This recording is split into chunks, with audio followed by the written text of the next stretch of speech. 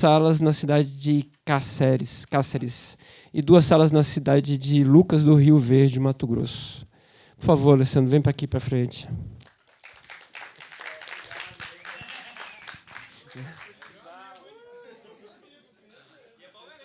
Também? Opa, mais palmas aí, gente.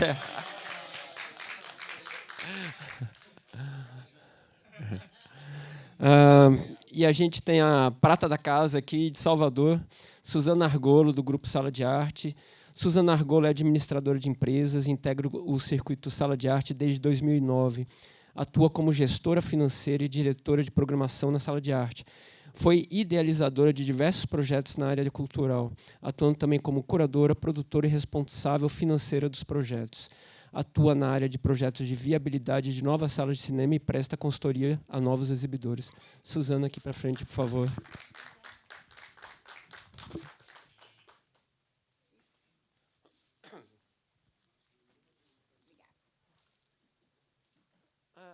O pessoal já chegou para começar a filmar?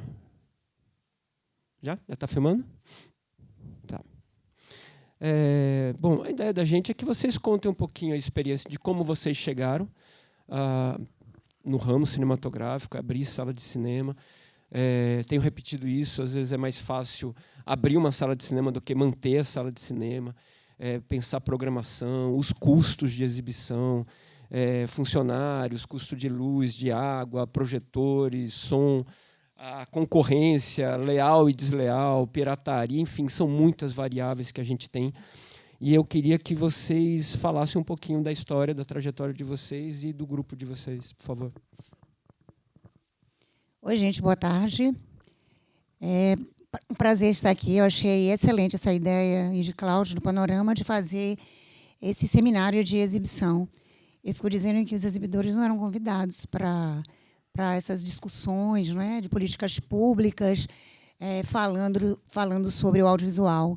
E, de repente, quando parece que está explodindo assim, a quantidade de filmes versus as poucas possibilidades desses filmes serem exibidos, aí começaram a nos olhar, apesar de que eu tenho sentido que ainda as políticas públicas e os olhares são muito voltados para a produção. Sou gestora de um circuito de cinema aqui de Salvador, que tem 5 salas, 4 espaços com 5 salas. Esse circuito existe desde o ano 2000, então a gente vai fazer agora 25 anos. E ele começou... Fernando Guerreiro, né, que é o presidente da Gregório de Matos, da Fundação Gregório de Matos, da Secretaria de Cultura de Salvador, já falou um pouco.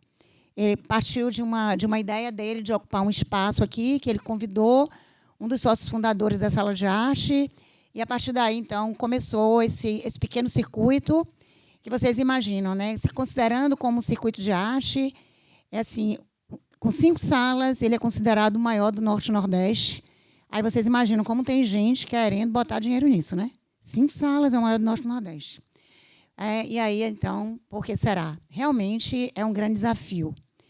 Eu digo que tenho, assim... Eu adoro fazer isso que eu estou fazendo.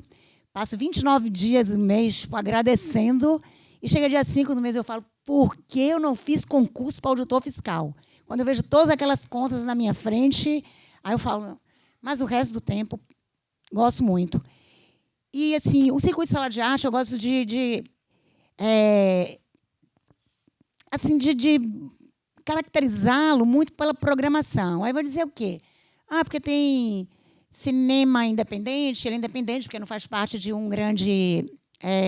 não tem uma grande marca por trás, não é? Eu gosto muito de caracterizá-lo pela programação que ele escolheu, filmes que ele escolheu exibir. Aí eu gosto nem gosto de chamar de circuito de arte, nem de cinema alternativo. Eu gosto de dizer que nós somos um cinema inclusivo. A gente inclui cinematografias, inclui o que outros cinemas, às vezes, não querem exibir, por escolhas, por serem mais comerciais. E, assim, aqui eu não estou fazendo absolutamente, dizendo o que está certo está errado. Essa é uma escolha que a gente fez para o bem e para o mal, né?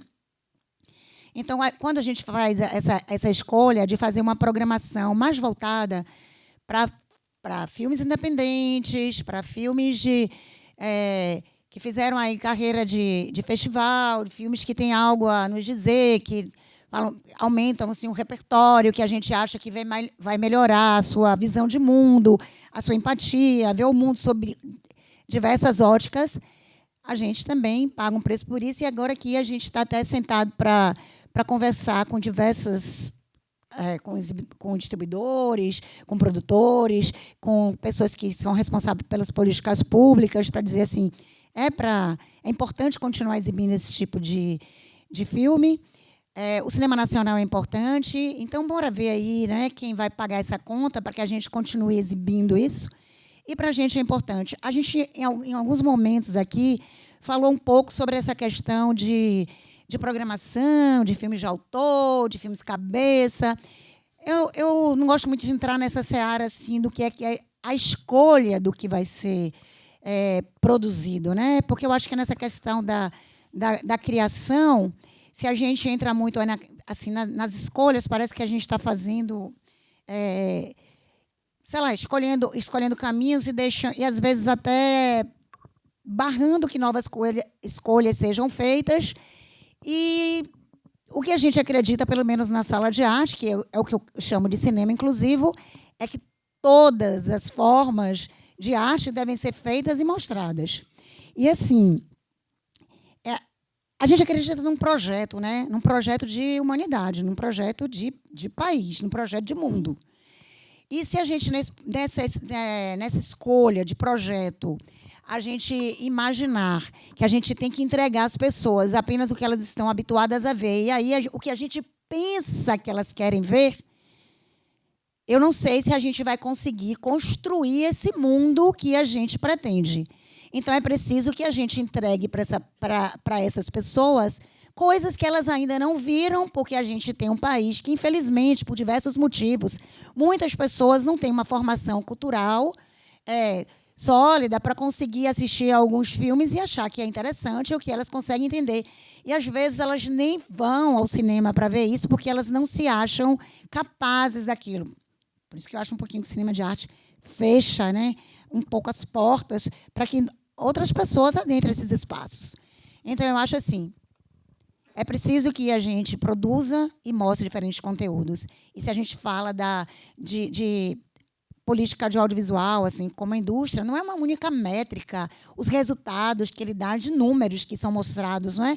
De quanto fez de público, de quanto arrecadou em dinheiro.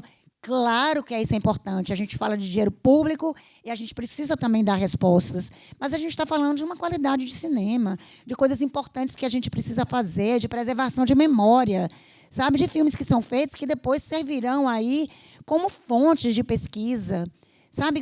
São importantes temas a serem discutidos. Tá? O que é que a gente, então, na verdade, quer mostrar?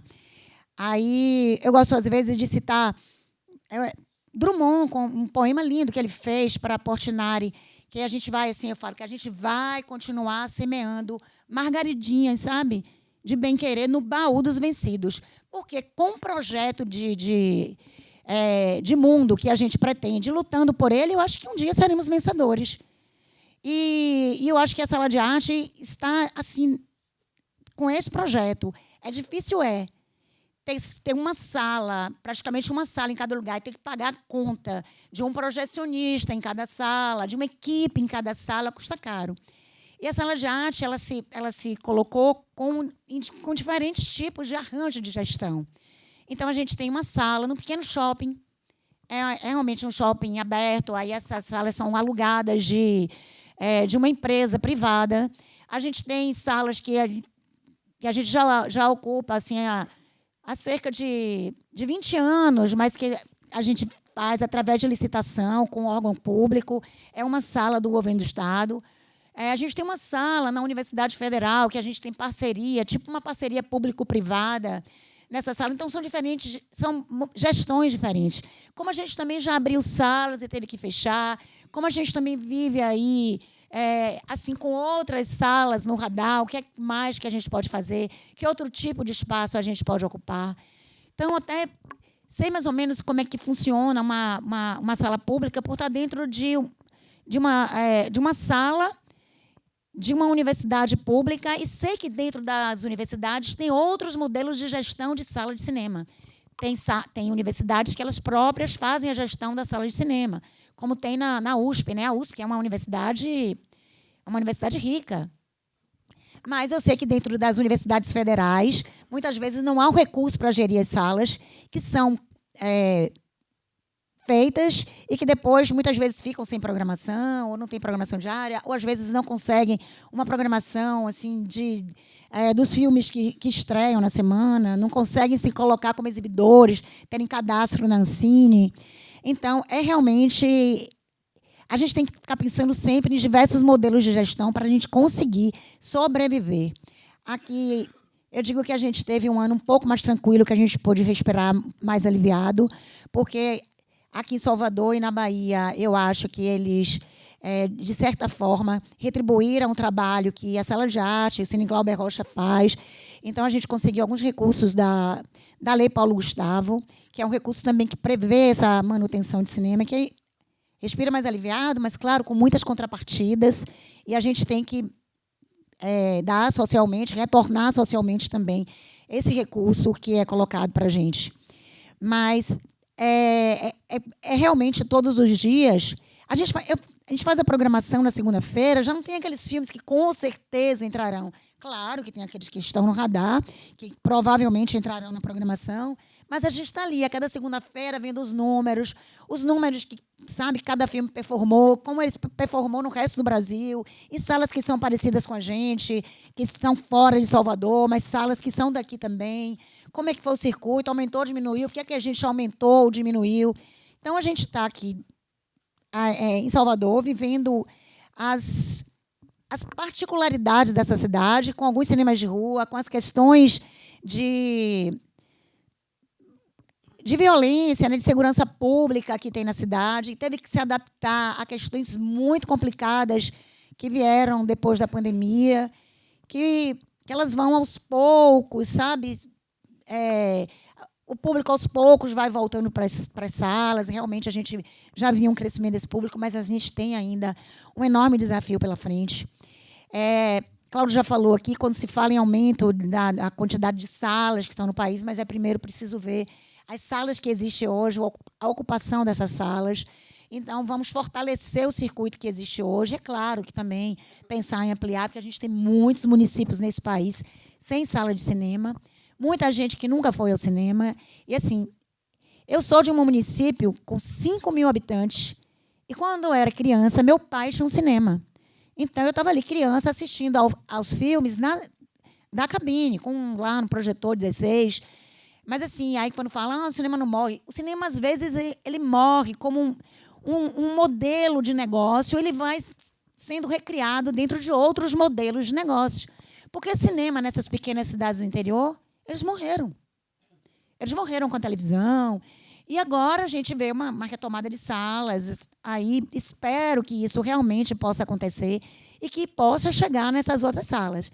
A gente está aí na luta com o circuito de salas de arte, esse circuito que eu já falei, com 5 salas de exibição, imagine, maior do Norte e Nordeste, e a gente está querendo aí, pensando, sempre otimista, pensando em ampliar o circuito, mas com todas as dificuldades que eu acho que os circuitos todos do Brasil, sejam comerciais ou não, devem estar passando junto com a gente. Obrigada.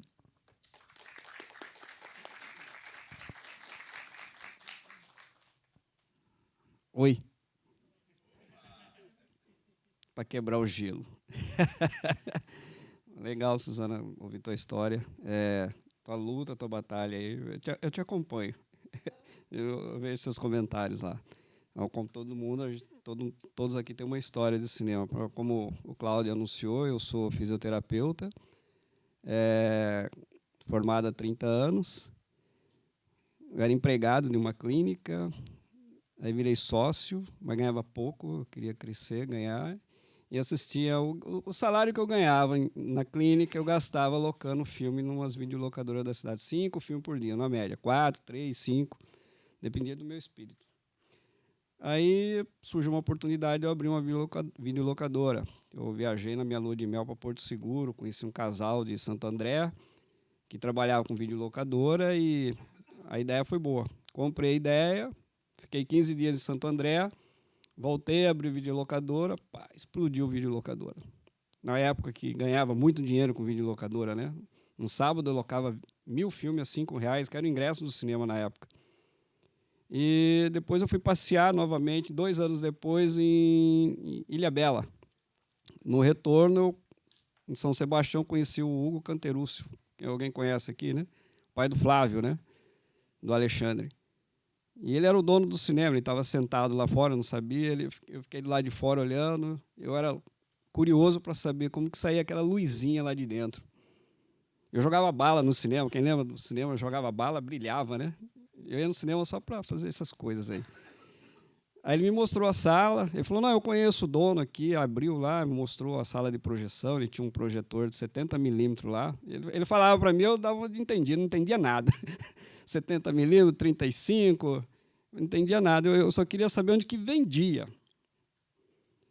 Poltrona, tela, som, projetor.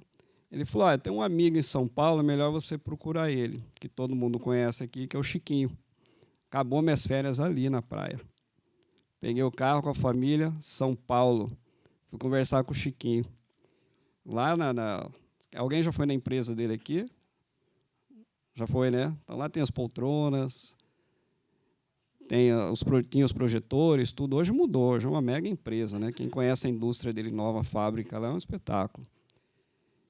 E ali o Chiquinho, conversando com o Chiquinho, eu falei, eu preciso que você vá na minha cidade para conhecer o espaço que eu tenho, que eu não tenho noção nenhuma. Eu consegui um prédio antigo, que era de uma igreja, era um cinema de 800 e quase 900 lugares. Era uma igreja, foi loja de eletrodoméstico, foi o que aconteceu com os cinemas, né, na década de 80, na maioria dos cinemas aí. E ficou abandonado, e o dono morava do lado, já era um senhor de 90 anos. Perguntei, quer alugar? Ele falou, o que você vai fazer aí? Eu falei, um cinema. Ele falou, se for para cinema, eu alugo. Se não for, não alugo para mais nada. Eu morro, mas não ganho mais dinheiro nesse troço aqui. Levei o Chiquinho para lá. Eu não tinha dinheiro. Parcelei a passagem dele em trocentas vezes. Ele ficou na minha casa. Come. Então, eu não tinha dinheiro para pagar hotel, gente, do Chiquinho. Oi? Mas o cinema, cara, eu estava endividado já. Eu tenho outros sonhos também, eu sou meio louco. Não, eu tinha dinheiro da locadora, mas não tinha dinheiro para montar o cinema, que era um absurdo na época montar o cinema. E só o Chiquinho que vendia. Você está entendendo? Você tinha que abrir cinema, Chiquinho, eu não sabia da existência das outras lojas aí, os outros vendedores. Aí depois eu fui descobrindo com o tempo. Aí o Chiquinho ficou na minha casa, eu conversando com o pessoal aí, ele ficava de um shortinho Adidas, aquele 3 listras, vocês lembram? Um shortinho preto, chinelinha havaiana, bem humilde mesmo. Ficou na minha casa e fomos negociar. Ele falou, Alessandro, eu estou me vendo em você, cara, eu vou acreditar em você, eu sei que você vai me pagar, vou fazer fiado para você. Quem sabe o Chiquinho já ajudou muito exibidor aqui. Vendeu fiado, cara, mas eu quero uma garantia. Eu fui no banco, peguei um talão de cheque, 2 talões de cheque, e toma. E ele me ajudou mesmo. A loja de material de construção da cidade me ajudou. Tudo fiado. Não tinha nada. Tinha sonho, vontade. Abri o cinema. Em 6 meses eu paguei o Chiquinho. Foi um sucesso, graças a Deus. Uma sala só. Era o único da cidade. Minha cidade tinha 4 cinemas. Tinha 4, mas foram fechando todos, né? Um por um. Ficou 20 anos sem cinema. Eu vou chegar lá. Calma, bebê. Calma, bebê. Se você dormir, cochilar, eu vou te acordar, hein? Vou mandar te filmar aí. Onde que eu parei? Paguei o Chiquinho 6 vezes. Então, eu inaugurei com Scooby-Doo e Paixão de Cristo. Só que eu não sabia trabalhar com cinema. Para mim, a gente tinha que mudar o filme toda semana. Scooby-Doo lotando e Paixão de Cristo lotando, tem que mudar o filme. Porque aí fica os clientes, pô, não vai mudar o filme?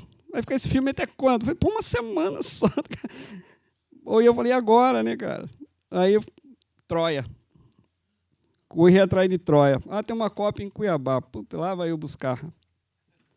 Volta, tá passando o filme, depois de uma semana entra um amigo meu, falou... Meu apelido é Shin, porque meu cinema chama Cine Shin. Ô, Shin, chega aí. Falei, que foi?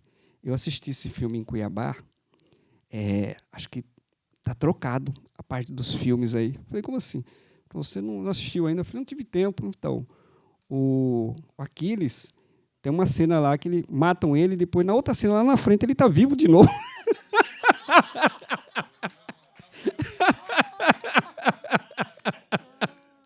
Não, isso aqui deve ter acontecido com muitos aqui, né? Eu conheço o operador de cinema que contou para mim que ele queria ir embora mais cedo, ele cortava o filme, cara. Ele cortava 30 minutos do filme, ele falou, aqueles filmes de Kung Fu de antigamente, ele falou, japonês é tudo igual, luta é tudo igual. Cortava o filme e ninguém percebia. Eu gosto de ouvir essas histórias aí. E o Chiquinho, quando ele foi lá, voltando, ele viu o tamanho da minha sala, que era imensa, ele falou, Alessandro, eu sou vendedor. Se eu quiser vender aqui 600 poltronas para você que cabe aqui, eu vendo. Aí eu vou te dar uma ideia, divide no meio, faz uma sala agora, e depois você faz outra menor, você tem um espaço suficiente aqui. Foi o que eu fiz. 5 anos depois, abri outra sala de cinema, com um cinema que estava fechado em Dourados, porque o cara, ainda eu conhecia ele. Eu falei, Evandro, está abrindo um shopping em Dourados, vai para o shopping. Te convidar? Me convidaram, mas eu não sei se eu vou não, porque eu tenho 3 salas aqui, é despesa lá. Eu falei, cara, vai, se você não for, alguém vai. Ele não foi, o Araújo foi. Quebrou ele lá. Aí, depois de um tempo, ele estava vendendo o equipamento dele, eu fui lá comprar. Cheguei lá, falei, cara, vou te dar um enxergue. Ele falou, não, te conheço. Não confio em você. Falou na minha cara, desse jeito. Eu falei, então tá, então eu perdi a viagem. Ele falou, não, mas eu quero um negócio aí, se você fizer para mim, eu fecho o negócio com você. Ele falou, o quê? Eu quero um carro. Eu falei, um carro? Eu falei, vou lá na Fiat, que no Brasil tem, viu, meu tio? Fui lá na Fiat e tirei um carro para ele, parcelados, suavemente para mim, lógico, né? Mas só que aí eu falei, mas só que eu vou fazer no seu nome. Ele falou, já te disse, eu não te conheço. Vai ficar no teu nome até você acabar a última parcela. Enfim, coloquei todo o cinema dele dentro do meu caminhão, levei um projetor do Canterúcio, né? 35mm, montei o cinema. Aí ele estava com a cruz de malta quebrada. Aí meus clientes falando, ó, a imagem está tremendo, devolve meu dinheiro. Pô, ficou uns 2 meses, cara, com essa imagem tremendo lá. A legenda aí voltava. Não, são histórias do cinema, né? Voltei, peguei meu carro, voltei para Dourados, 1.200 quilômetros, cara. Falei, cara, me dá aquele projetor que você escondeu, que eu sei que você tem um simplex aí. Eu não dou, falei, então eu vou desfazer, eu vou pegar o carro para mim. Vou pegar o carro de volta, se você quiser as suas coisas, você volta lá em Cáceres e caminhão e volta de novo com tudo que é teu. Falou, não, pode levar. Peguei, coloquei o cabeçote do simplex dentro e pum, vim embora, cara. Abri, funcionou, beleza. E aí vem as histórias de dentro do cinema, né, com mulheres traídas, né, que descobrem. Pô, já passei cada história no cinema ali, por isso que eu quero fazer um filme, viu, Samuca? Tem de histórias de dentro da sala de cinema. É uma coisa maravilhosa. Traição. O filme que foi o Troia, lotado, estava lotado numa sexta-feira, chega um cara de uma cidade vizinha, que final de semana vai o pessoal do interior, né? Falou, tem ingresso? Falei, não tem aí, tá lotado. E a gente adora, né? Eu gostava de colocar aquela plaquinha, ingressos esgotados, que lá vira uma publicidade positiva na cidade. Eu coloquei, o cara falou, não tem. Eu falei, não tem, cara, tá lotado, mas se você quiser, estou vendendo ingresso para amanhã. Bem que falaram para mim, cineminha de Boston, fiz cinema lá, mandou desse jeito. Eu vi que ele estava acompanhado com 2 pessoas, 2 mulheres. Beleza. Falei, faz isso, eu fui educado contigo, tal, né? Fui embora. No outro dia, quem que me aparece lá? Esgotado de novo. E ele com a arrogância dele. Porra, eu vim lá de Mirassol aqui para assistir filme, está lotado o cinema. Pô, você não vai resolver, cineminha pequeno, começou a falar, eu peguei e saí da bilheteria. Saí da bilheteria e falei, pô, bicho, estou sendo educado com você desde ontem, você me ofendendo, me humilhando aqui na frente de todo mundo. Aí, de repente, a mulher dele saiu. Como é que é? Ele esteve aqui ontem? Aí, ele ficou atrás da mulher dele fazendo assim para mim. Aí eu fui. Falei, ele veio, estava com a senhora, é tua filha? Eu falei, é tua filha, veio aqui, não mandou enfiar o cinema naquele lugar e tal. Ela falou, teve aqui ontem? Teve. chamei meus funcionários, falei, o senhor lembra? Ele lembra, ele mandou o senhor. Aí eu ofereci, porque tem umas mesinhas da Coca-Cola, aquela mesinha vermelha da Coca, com as cadeiras. Eu ofereci as cadeiras para ele, ele falou para mim o seguinte, vê se eu tenho cara de sentar numa cadeira de plástico dentro do cinema. Falei, é o que temos, né? Ela falou, tem como? Falei, tem. Falei, peraí que eu vou pedir para o meu funcionário pegar para a senhora. Ela falou, não, ele vai pegar. Aí ele foi lá e pegou uma cadeirinha, uma em cima da outra, colocou aqui. Aonde que eu coloco? Eu querendo rir, né, bicho? Eu querendo rir, bicho. Mas, pô, vou falar para você, bicho. Aquele dia, me vinguei sem querer. É Deus, é Deus. Enfim, já tive processo com um cidadão que sabia que a porta de vidro estava quebrada, ele propositalmente bateu a cabeça na porta e caiu e que me lascar. Sessão de mães, só de Dia das Mães eu sempre faço com escola lá, só entra mulher. Um homem entrou lá e meu funcionário foi tirar, ele gritou, se sentiu ofendido, me processando por danos morais. Então, é histórias que a gente passa, né? Eu tive agora, recentemente, ano passado, que eu abri depois de 19 anos, abri em outra cidade, em Lucas do Rio Verde. Tive um prejuízo danado lá, com 3 salas de cinema dentro do shopping, está montado até hoje. Consegui abrir depois, em outro local, mais 3 salas. 2 pegaram fogo ano passado. Perdi as 2 salas totalmente. Mandei no grupo, até ofereci o projetor. Não sei se tem alguém aqui que queria comprar meu projetor. Depois que eu mostrei a foto dele, ninguém quis mais. O Guilherme. O projetor tudo pipocado. Eu falei, só paga o frete. Mandei a foto. Mandei a foto depois, né, cara? O Jack que não deixou, o Jack falou, Alessandro, faz isso não, pô, vai lá. O Jack, o Claudinei lá. Aí eu falei, não, eu só brincando, pô, eu tô aqui na tristeza, não posso brincar, pô. Eu que tô sofrendo. Enfim, consegui reabrir mais uma sala, tô prosperando, meu objetivo é crescer mais um pouquinho.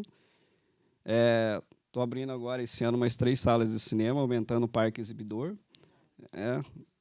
Umas cidades próximas a mim. Na minha, vou abrir mais uma que eu quero trabalhar com cinema de arte. Depois a gente vai conversar, vou conversar com vocês. E eu acho interessante essas histórias, e eu gosto hoje de ajudar exibidores, né, com minhas experiências. Eu gosto de participar de feiras, desse evento que está tendo aqui, porque você vai tendo troca com as pessoas. Vai tendo troca e você vai engrandecendo com isso, vai tendo muito ganho com isso, com o sofrimento que a gente passa. Às vezes a pessoa ela é um pouco inibida, não tem coragem de conversar, entrar numa roda para discutir, para pedir alguma coisa, tirar dúvida. Eu era uma pessoa assim, né? Eu, pegar no microfone aqui para falar antes, era um absurdo. Eu suava, transpirava, tinha ataque cardíaco, diarreia, tinha tudo, entendeu? Não podia, passava nem Wi-Fi em mim, como fala, né? Mas, enfim, eu fui crescendo assim, ouvindo as pessoas, tomando patada de tudo quanto é jeito. Na era da pirataria, sofremos também. Eu corri atrás de vendedores de DVD pirata que ficavam na frente do meu cinema, em frente da minha videolocadora. Eu chutava a barraquinha deles, eu era meio crazy, né? Então, foi o jeito que eu achei para me manter no mercado. Você viu um filme igual Dois Filhos de Francisco estourando, né? E a gente, o exibidor pequeno, pegava o filme 30 dias depois, né, com a cópia toda mastigada, parecendo chiclete, né? Você pegava, tinha que correr atrás. Eu fui pegar meu Filho de Francisco em Goiânia, pô. O que eu gastei de avião para você falar, tem uma cópia em Goiânia, para você comprar passagem de última hora. Já fui pegar filme em Brasília, no drive lá que tem de carro lá. Aquele cinema existe ainda, né? Existe ainda, né? Fui pegar, esperei acabar o filme lá para poder pegar ele. Então, essas histórias são fantásticas. E eu gosto de ouvir histórias de vocês aqui, não ouvi do Miltinho. Eu gostei muito da tua história aqui. Eu acho salutar a tua luta, viu? É uma luta, né? O seu cinema integrativo, né? Inclusivo. Inclusivo. Não vou falar mais cinema de arte. Vou falar cinema inclusivo agora. Pode tudo, até pornô chanchada. Eu acho que se voltasse, está aí uma ideia para você. Voltar pornô chanchada, dá, meu, sempre deu, né? Quer dizer, pornô chanchada, quem não dá, não tem filme, né? Mas era o que tinha. Então, parabéns, viu, Cláudio? Parabéns pelo convite, muito obrigado pelo convite. Obrigado pela presença de todos aqui. Espero participar mais vezes, ver mais pessoas aqui presentes. Com certeza, nós, exibidores aqui, vamos espalhar isso nos grupos que nós pertencemos e dizer da experiência que nós passamos aqui, tão valioso que foi para a gente. Entendeu? Eu me sinto lisonjeado de estar aqui hoje, sendo convidado para estar falando para vocês aqui. E espero que vocês tenham gostado do que eu falei um pouquinho, do que a Suzana falou também. Tá bom? E outras histórias mais pesadas eu não posso contar aqui, né? Tá bom, gente? Muito obrigado. Da produção, meu uísque. Duas observações. Que bom que tem alguém que está feliz. Assim, o pessoal está reclamando que está tendo que trabalhar muito aqui. Achava que vinha só para descansar, tal. O pessoal já está reclamando, tá? Só comer acarajé, tal. Que bom. É porque você chegou ontem, né? Por isso você está contente ainda, mas vai ter que trabalhar bastante, viu?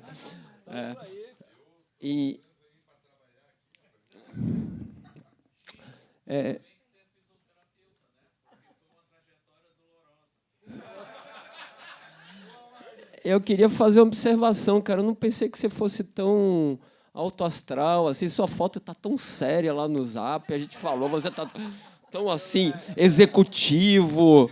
Pensei que você fosse mais velho, assim. Muito obrigado pelo mais velho aí.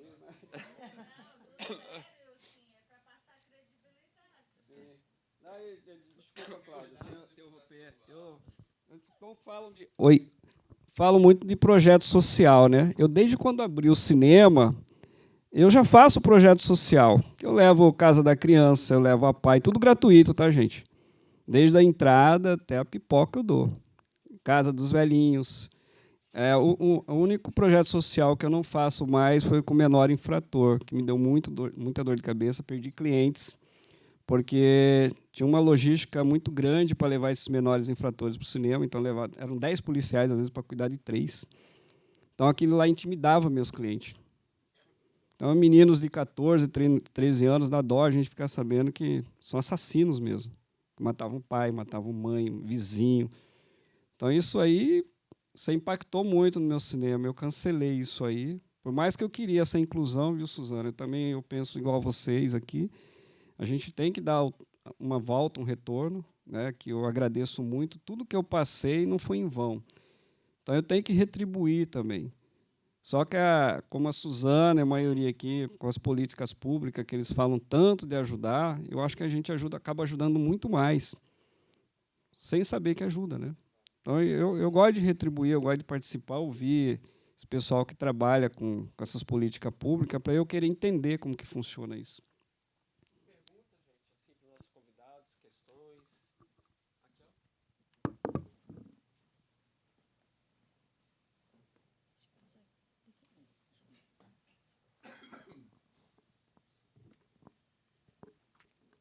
Boa tarde, meu nome é Paloma. Minha pergunta é para o Alexandre. Você falou aí a respeito dos menores infratores, né? As sessões para esses menores, elas tinham algum caráter didático? Oi. Não tinha. Eu fiz esse caráter didático com faculdade. Eu fazia com faculdade. Menores infratores, o que os juízes da cidade, os promotores pediam é que desse esse alento para eles terem o direito também aí ao cinema. Então, é difícil porque eram só 3 por sessão que podiam. Devido ao aparato, eram 5, 6 policiais para cuidar de 3. Entendeu? Então, era difícil você fazer uma sessão didática só para 3 pessoas. Então, é mais fácil pegar, colocar uma televisão lá de 42 polegadas lá onde eles vivem e passar para ele, levar alguém lá. É muito difícil fazer isso. Mas eu fazia isso aí com faculdade, curso de História, Geografia, Letras, e a gente discutia depois, colocava temas como depressão, homossexualismo, todo esse tipo de filme, de inclusão, de de discussão, que é para discutir após filme, para ter o senso crítico também, nós fazíamos no cinema. Eu fazia já isso com o pessoal do Vitrine. Alguém conhece que é Vitrine, né? Vitrine Filmes, né? Então, eles mandavam o material para a gente escolhia, fazia a programação, era toda terça-feira e era gratuito, no horário comercial. Eu deixava de ganhar dinheiro para exibir o filme gratuitamente no meu cinema. Então, tem sim, eu acho que tem alguns cinemas que fazem isso aí, mais didaticamente. Respondido? Obrigado pela pergunta.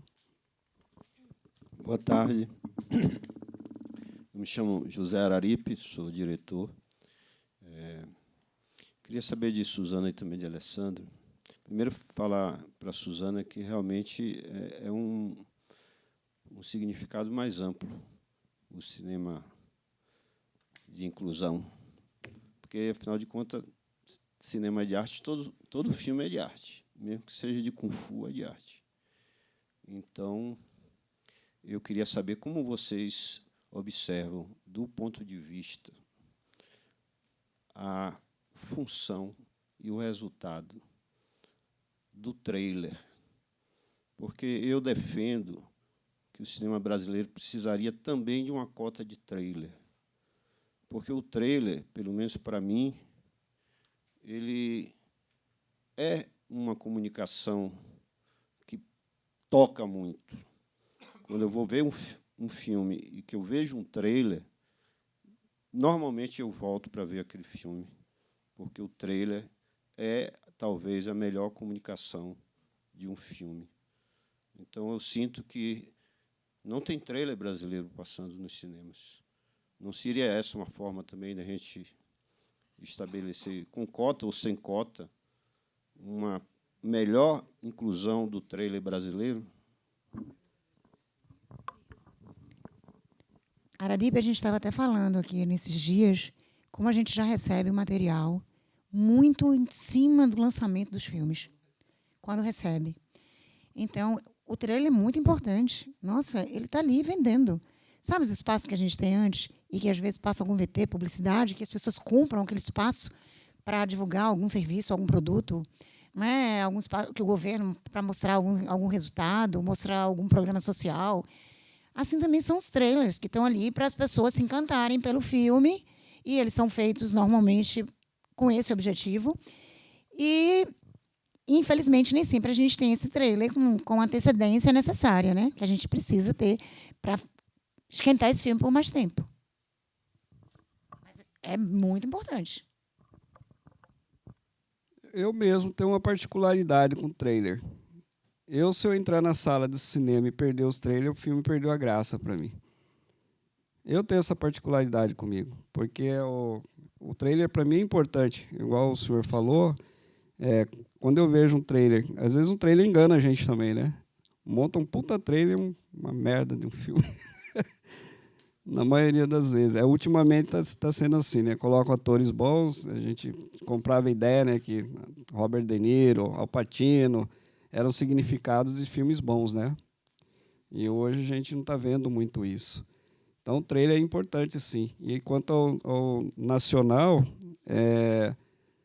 hoje, no circuito normal aí, que o Cláudio tem também aqui, eles mandam, sim. Aí vai do exibidor, se ele vai exibir o filme futuramente, para começar a trabalhar esse filme antecipadamente, para vender ideia para o público, né? Eu falei com o pessoal da Downtown, que eles lançaram um filme agora que está sendo exibido no cinema, na época errada, que é o Câncer com Acidente Virgem. Para mim, esse filme tem que ser lançado em outubro.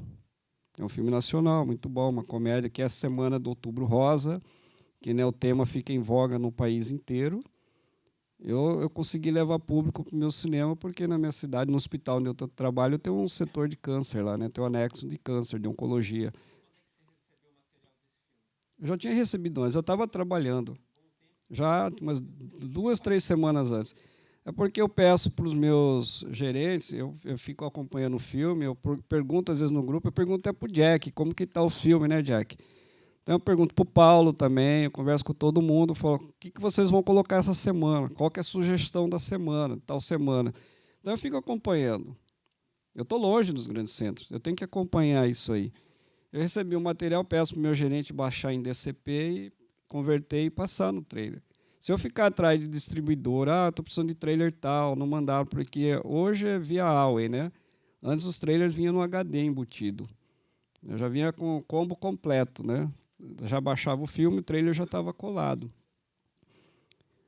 Só deu público porque eu levei o pessoal da Mama Cáceres, que chama, né, o movimento lá das mulheres com câncer, que eu consegui levar a gente para o cinema. Estava dando 1, 2 pessoas, eu falando para o pessoal que eu tenho vergonha de passar renda para a distribuidora com 0. Muito bom, só que foi, acho que no momento errado, o time errado.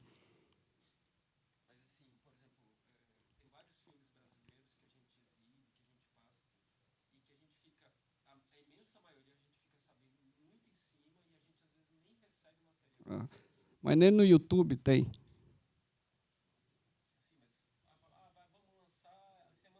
Uhum. Entendi. Mas, Cláudio, eu vou te dar uma ideia aqui. Eu tinha essa dificuldade que você tem. No YouTube hoje. Com as pequenas, tá falando. Mas o YouTube, ele lança esses trailers desses filmes, às vezes, também, das pequenas. Aí, o que eu faço? Eu peço para o meu gerente lá, ou a equipe de marketing, que hoje eu arrumei uma equipe de marketing para mim, que me ajudou muito em rede social. Eu peço para eles montarem um trailer para mim, de 30 segundos, 15 segundos, eu começo a trabalhar em rede social e projetando na tela também, no meu formato, né? Eu acho importante. Então, fica a dica aqui para vocês fazerem isso. Aí, uma outra coisa que me ajudou muito, rede social. Eu não tenho mais televisão hoje, eu não tenho mais panfletagem, eu não tenho mais carro de som na rua, eu não tenho mais rádio, né? Rádio. Então, a rede social me ajudou muito. Hoje eu tenho uma equipe de marketing que me ajudou muito. Então, quem coloca a foto do funcionário do mês aí nos cinemas? Alguém coloca? Muito? Eu cansei de colocar minha foto todo mês. Eu era gerente, eu era pipoqueiro, melhor porteiro, melhor tudo, melhor operador, porque eu aprendi uma coisa no mundo dos negócios. Você tem que saber de tudo para não ficar na mão do seu funcionário. E foi muito legal. Valeu aí. Tudo bom, pessoal? Boa tarde. Eu me chamo Liz Magzeno. A minha pergunta é um pouco mais direcionada à Suzana, mas, Alessandro, sinta à vontade para também falar o que você pensa.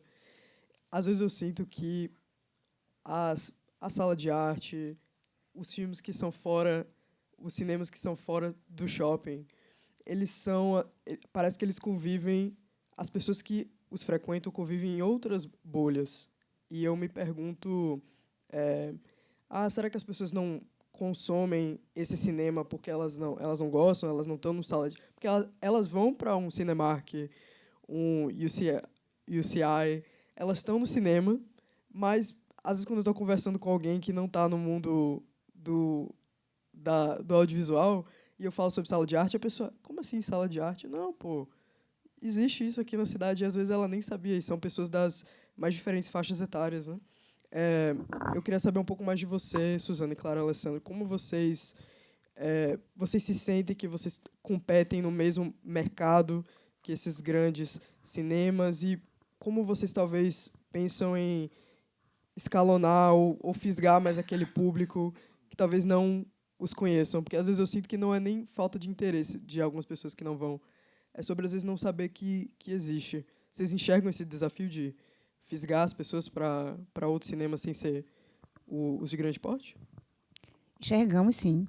E a gente sabe também que até as redes sociais, que abrem muito, elas também se formam ali numa bolha. E que muitas vezes é difícil você estourar um pouquinho essa bolha aí, né, e sair.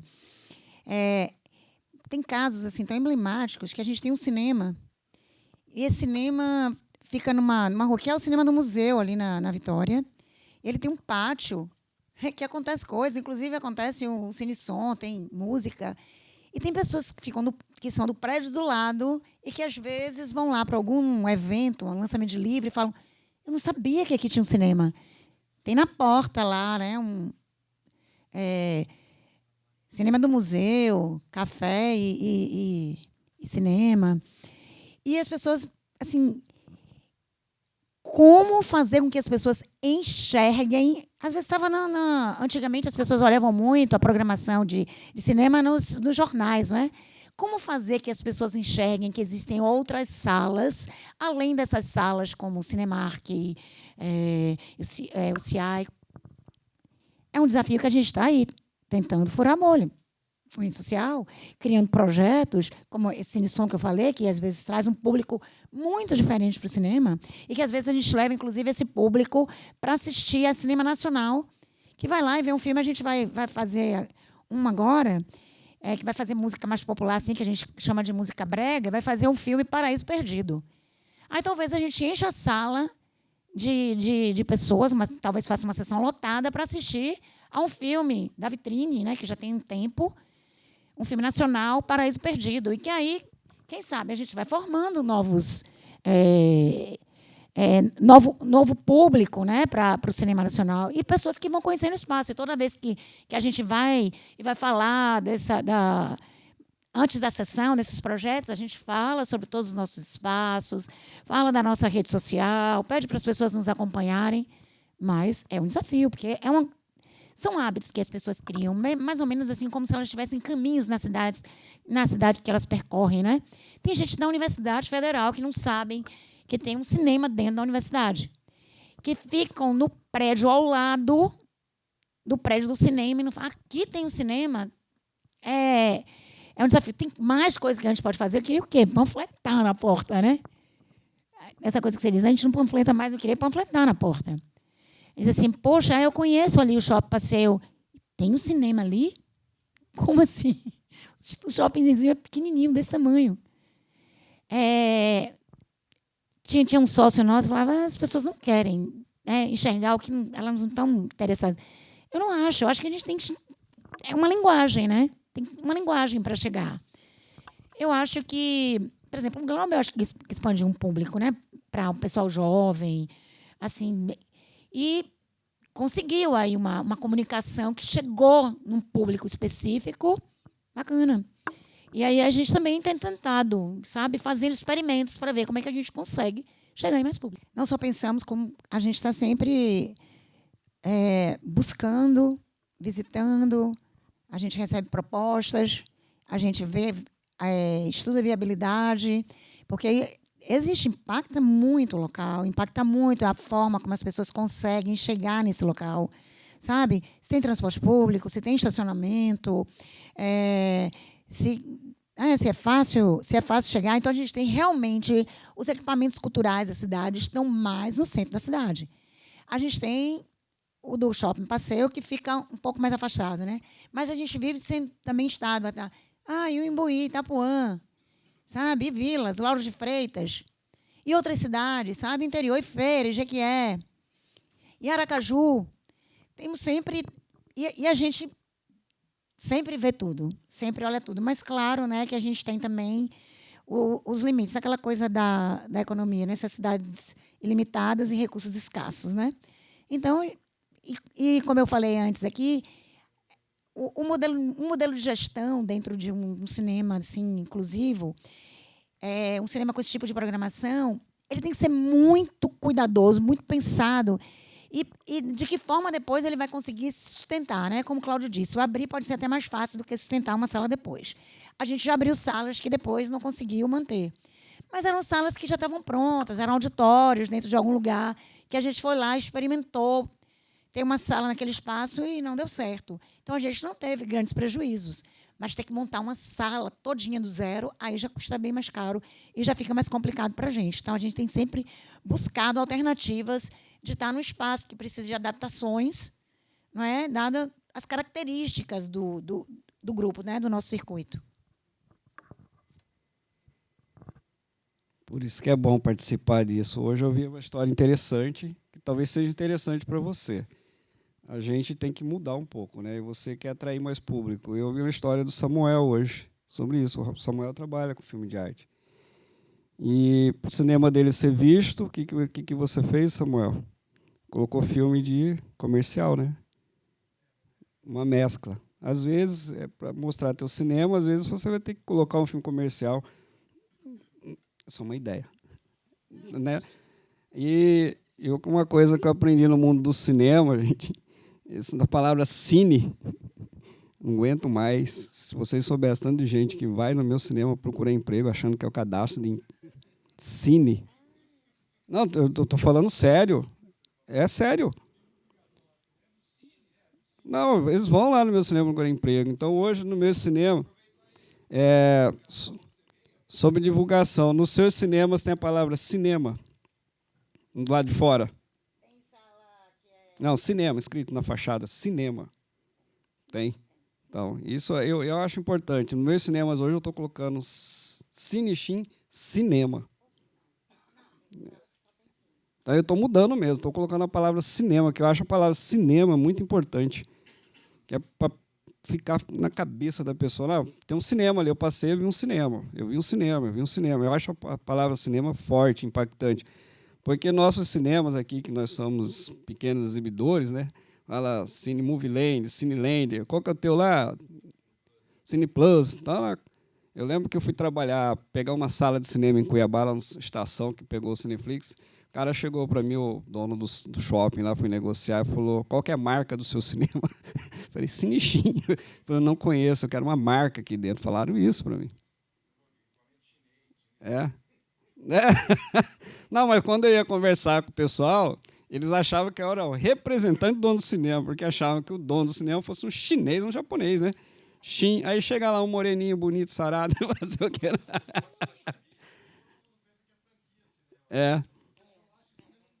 É isso mesmo. É isso. Qual que é a sua franquia? Eu cansei de ouvir isso. Qual que é a sua franquia?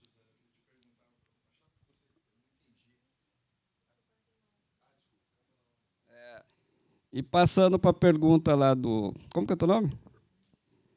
Lice. Menino novo faz umas perguntas bem impactantes, né? Valeu? Quantos anos você tem, Lice? Mas tem cara de 15, hein? Só toma Todd até hoje, né? A questão da bolha, para mim, tem bolha dos dois lados. Dos dois lados, tá? Tem tanta bolha do pessoal do cinema inclusivo e a bolha do pessoal do cinema de comercial, dos blockbusters. Tem essa bolha, sim. Eu sinto que tem, porque eu já trabalhei, então fica aquele negócio de eu só vou no cinema de arte, inclusive. Eu só vou naquele cinema porque tem tal filme. Ah, não gosto desse cinema, porque não gosta é igual comer alguma coisa, né? Eu não gosto de jiló. Já comeu jiló nunca, mas nem quero provar. Entendeu? Filme, para mim, é espírito, do jeito que você acorda, tal. Se eu morasse aqui, talvez eu frequentaria mais tuas salas. Eu não tenho essa opção onde eu estou. Eu vejo na televisão, tem um canal lá que passa muitos filmes, inclusive filmes de arte. Eu adoro ele. Como que é o nome dele lá? Eu esqueci. Canal 16 da Sky lá. Eu acho legal ele. Tá. Acho que é esse mesmo. Valeu aí. Obrigado pela pergunta. Você quer abrir cinema, bebê?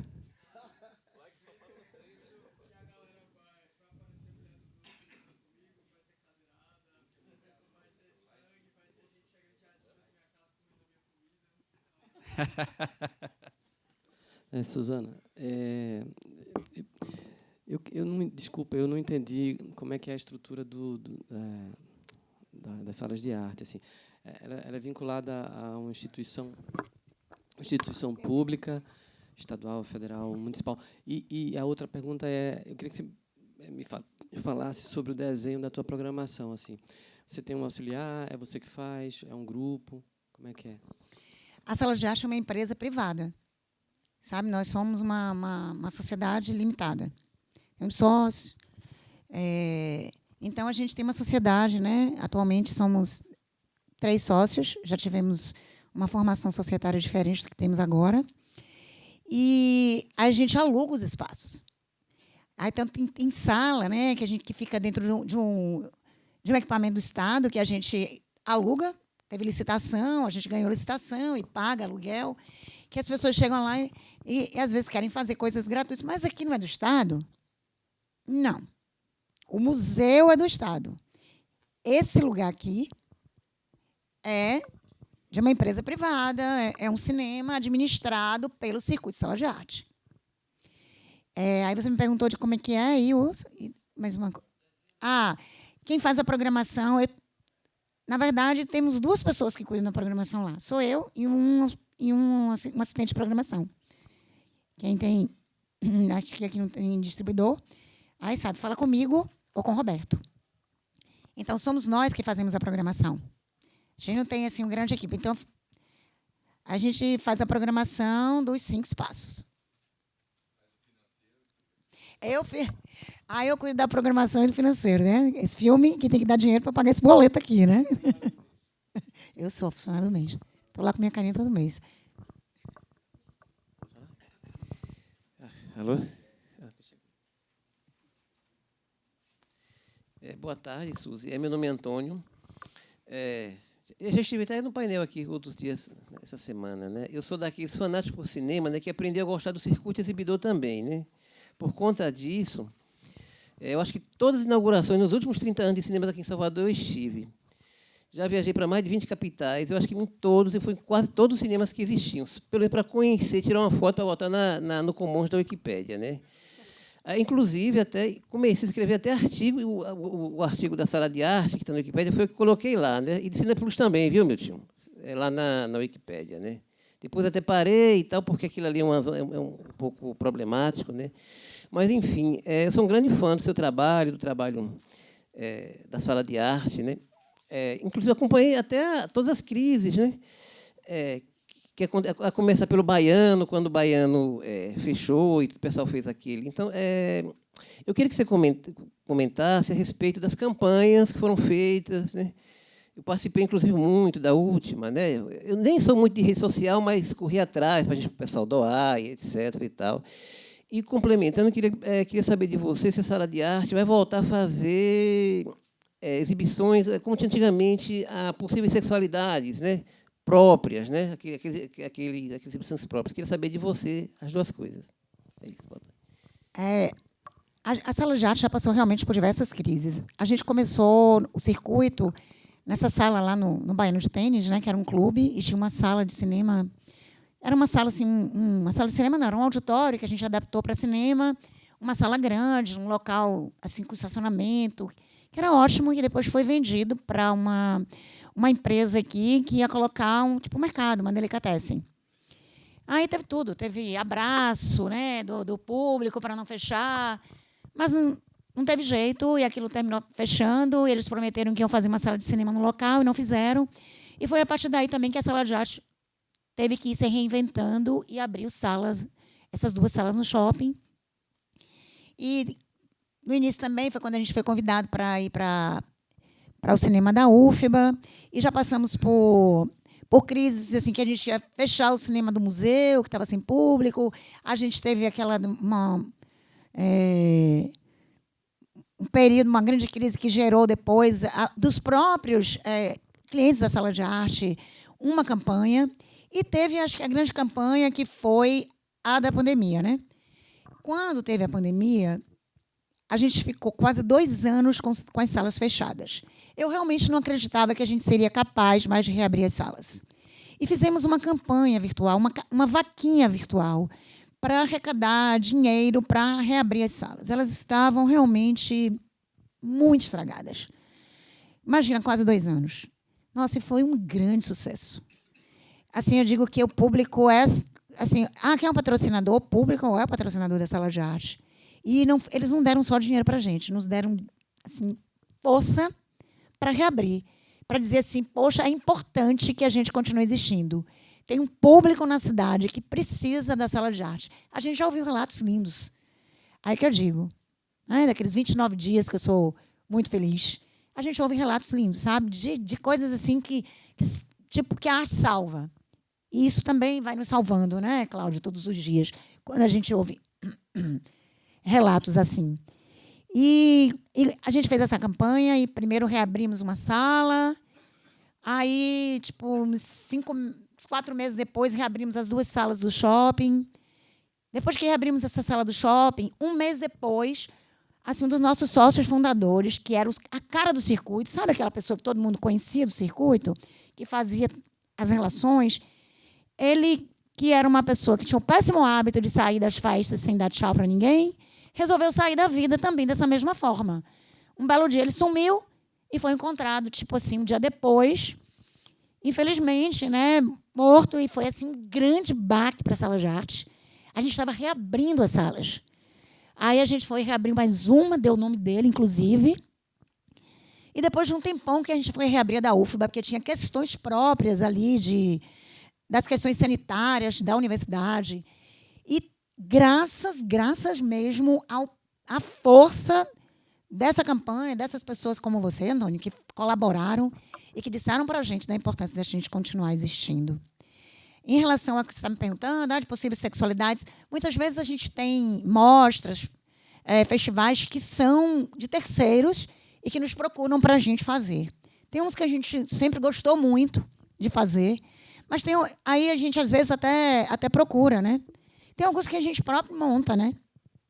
A gente faz, ou procura curadores parceiros, a gente faz com a nossa curadoria própria, porque eu faço programação e também faço curadoria de algumas mostras. Porque eu digo, programador é diferente de um curador, né? Porque a programação é como se fosse uma pequena curadoria. Você tem ali um catálogo limitado, bem mais limitado, não abre tanto, não expande tanto como uma curadoria de um festival, de uma mostra. Mas a gente gostaria muito de continuar com mostras como essa, assim como Inédit, sabe? Como essa que está acontecendo agora, que são filmes... É tudo verdade, sabe? Para a gente é excelente fazer. A gente gosta realmente de ampliar, de incluir. Incluir a cinematografia, a gente faz festival de cinema africano, tem semanalmente um filme africano que acontece às terças-feiras na sala da UFBA da universidade.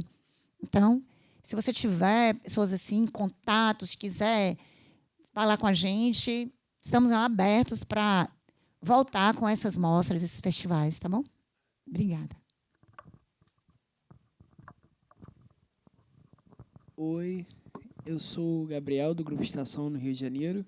Queria fazer uma pergunta dedicada principalmente à Suzana, mas levando em consideração uma fala do Alessandro quanto à questão do circuito inclusivo, também incluir, nesse caso, o circuito comercial.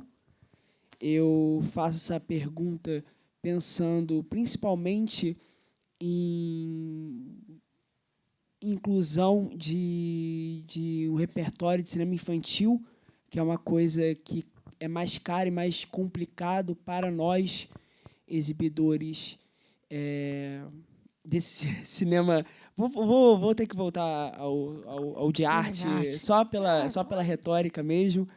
Mas, por exemplo, para a gente colocar em cartaz no Estação Moana 2, em dezembro, a gente tem que colocar uma sala inteira dedicada a Moana 2, com sessões 8h30 da noite. Então, as condições comerciais para esse tipo de filme, para a gente poder também construir a nossa maior dificuldade, principalmente nos nossos cinemas em Botafogo, é ter público infantil. Por sorte, nos últimos meses, o Flow, de uma distribuidora menor, pôde fazer esse trabalho, mas ao longo do ano, infelizmente, a gente tem menos opções, a gente não tem muitos filmes infantis, animações brasileiras ou de distribuidoras menores sendo lançados e com o mesmo impacto que outros filmes das majors têm. E eu queria saber, a partir de você, Suzana, como você enxerga essa relação com o circuito alternativo e o público-alvo, que é o público-alvo infantil, a questão das condições comerciais que são mais complicadas. A gente tem um pouco terreno para negociação, para imposição também das nossas necessidades. Olha, em relação a colocar filmes que são mais abertos, que a gente chama de mais abertos, blockbusters, a sala de arte, às vezes, faz alguns filmes, né? A gente fez Barbie, a gente coloca aí Mickey 17, faz filmes. Agora, tem alguns filmes que, quando a gente coloca, a gente sente também que não tem um grande público, porque, às vezes, o público quer ver numa sala grande, com uma tela imensa. As nossas salas são menores, o nosso som não é alto, sabe? Não tem aquela... Aí, prefere ver em cinemas maiores. Então, tem essa questão.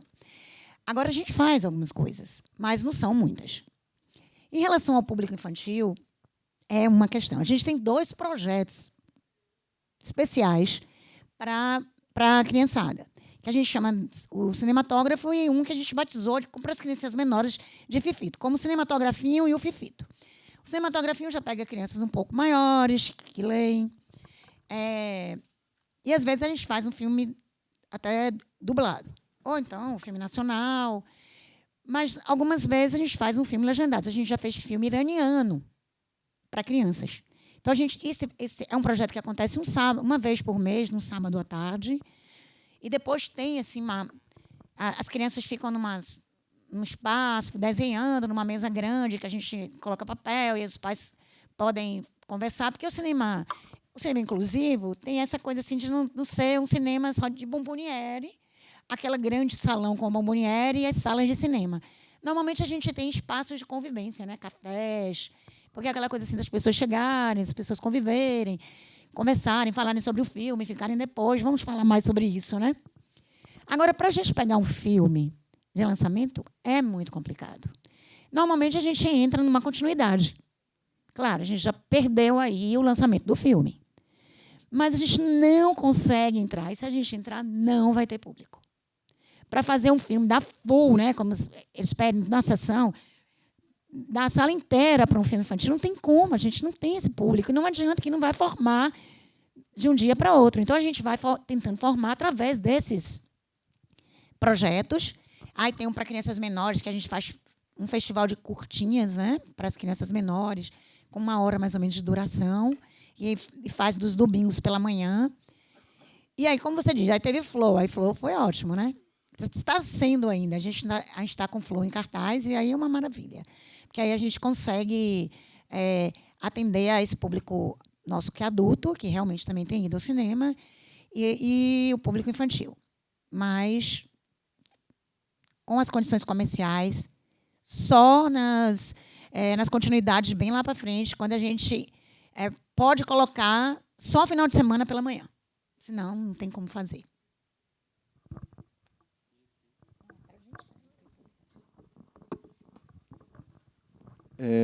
Eu vou fazer uma pergunta aqui para o Alessandro, mas antes eu queria só fazer um comentário em relação ao que o rapaz colocou lá do Estação, não é isso?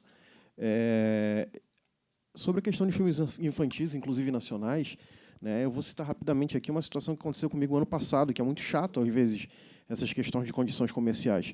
Porque, principalmente, quando a gente trata de um filme que é financiado por recurso público, como aconteceu o ano passado, eu não pude exibir em nenhum dos meus cinemas o filme Arca de Noé.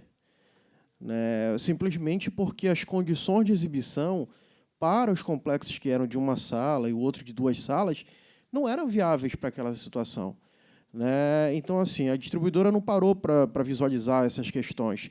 E, inclusive, eu pedi o Arca de Noé, eu acho que foi no período do lançamento, não fui atendido, e 1 mês depois que o filme já estava em cartaz, eu pedi de novo e vieram com condições que eram inviáveis. Né? O filme, eu nem lembro direito, mas eu não prestei tanto. Né? Teve algumas questões, enfim, que não, enfim. Mas é só para comentar sobre isso. Às vezes, até a própria distribuidora, dependendo do que for, não ajuda, né, nessas questões.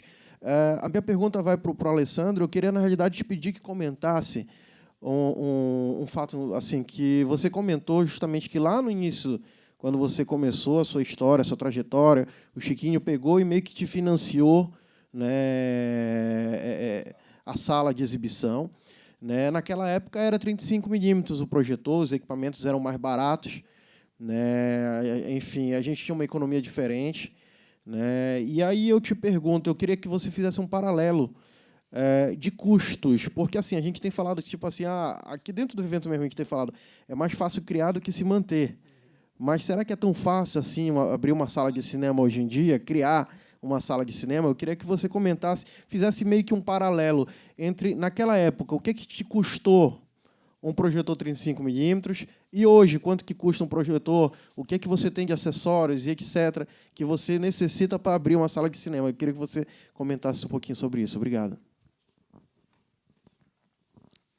Bom, na época, um projetor 35mm custava de 35 e 40 mil. Hoje a gente vê a disparidade que está 250 mil, dependendo que você... 300 mil, 350, tamanho, marca, modelo, que você vai colocar nele, se é kit 3D. Aí vem a parte do som, fazer uma... Dolby está aqui, quem quiser colocar um Atmos, tá? O Eduardo está ali negociando. Então, tem todo... A minha dificuldade, na verdade, acho que da maioria dos que começam, Jack, e a todos aqui presentes, são as linhas de crédito. Eu não tinha linha, eu tinha sonho só. Tinha vontade, que isso acho que já é o suficiente, e não tinha dinheiro mesmo. Você fica no Saara, não sabe para onde correr e a quem recorrer. Você não tem crédito, tua empresa é nova, banco não quer te dar essas linhas de crédito, né? Pelo menos há 21 anos atrás era assim.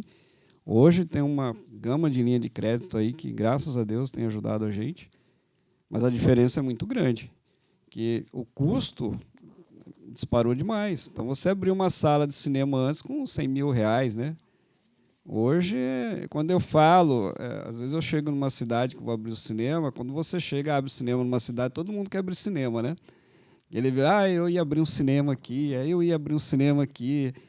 Aí você vai falar o preço, fala, só abrir. Aí como que eu faço? Falei, bom, um projetor, nós somos comerciantes, você não quer concorrente, né?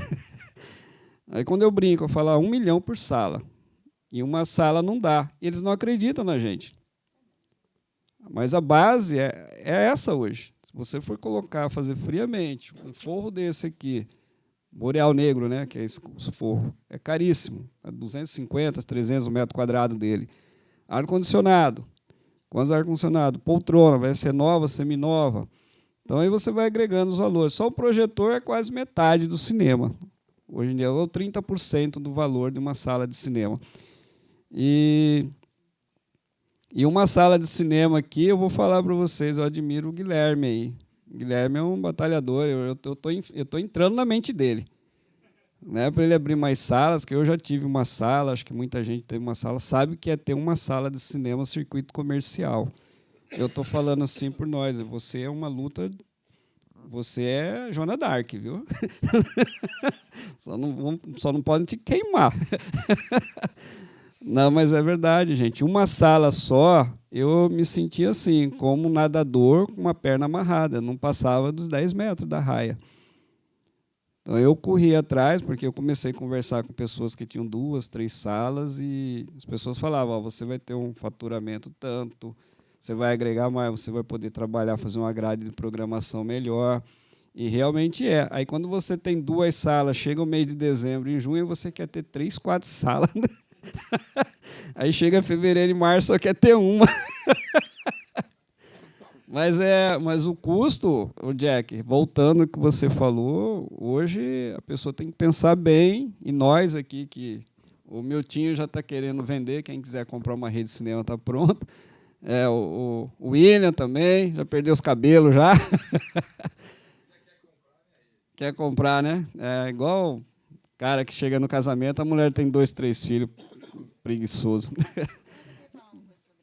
Tá. Então, para mim, hoje, é muito mais difícil abrir uma sala hoje do que há 20 anos atrás. Por mais que eu tivesse dificuldade lá atrás, que eu não tinha dinheiro, só vontade, mas hoje o custo é muito mais alto. Então, ficou tudo caro, né? Pipoqueira, os custos aumentaram. Tudo. Eu vou passar aqui para a Suzana. Respondeu, Jack? Obrigado. Agora sim, para vocês entenderem a importância das políticas públicas, a gente conseguiu se digitalizar as salas graças aos prêmios adicionais de renda da Ancine. Porque quando começou a digitalizar aqui, a gente tinha os 35 e ficou, como é que a gente vai fazer? Né? Não tinha dinheiro para comprar os projetores. Primeiro, a gente exibiu os filmes, como, não sei se vocês se lembram, da Aue. A Aue mandava os conteúdos digitalmente, até que a gente conseguiu comprar os projetores, com o recurso da Ancine através do PAR.